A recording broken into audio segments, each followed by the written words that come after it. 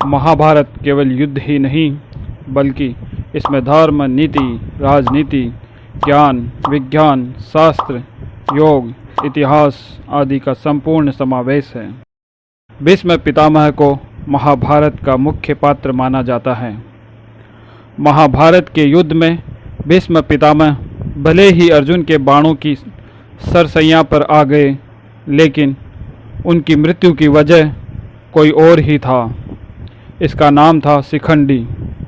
महाभारत में शिखंडी रहस्यमय पात्र माना जाता है।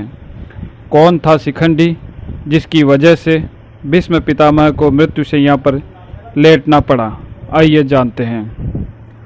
महाभारत के अनुसार शिखंडी पुनर्जन्म में अम्बा नाम की राजकुमारी थी, जिसने भीष्म की मृत्यु की कामना से शिखंडी रूप में दोबारा जन्म लिया था।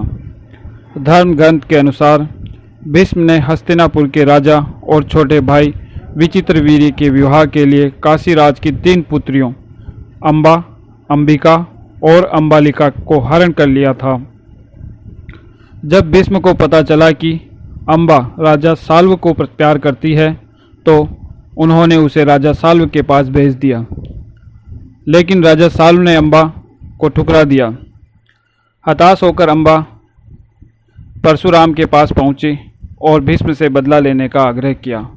भगवान परशुराम ने अम्बा को भीष्म से विवाह करने की सलाह दी, लेकिन भीष्म ने आजीवन ब्रह्मचारी रहने के नाते विवाह करने से इनकार कर दिया। अम्बा के साथ हुए अन्याय के बाद परशुराम जी भीष्म से युद्ध करने पहुंच गए, लेकिन वे भीष्म को पराजित न कर पाए। चारों ओर से निराशा में छाई अम्बा ने आखिरकार शिव की शरण ली। उसने अपने तप से शिव को प्रसन्न किया और वरदान मांगा कि भीष्म, जिनको की इच्छा मृत्यु का वरदान है, की मृत्यु का कारण वह बने। भगवान शिव ने कहा कि वह अगले जन्म में ऐसा कर सकती है। अम्बा ने भीष्म से बदला लेने के लिए अपना जीवन समाप्त कर दिया। अगले जन्म में अम्बा ने शिखंडी के रूप में राजा द्रुपद के यहाँ जन्म लिया।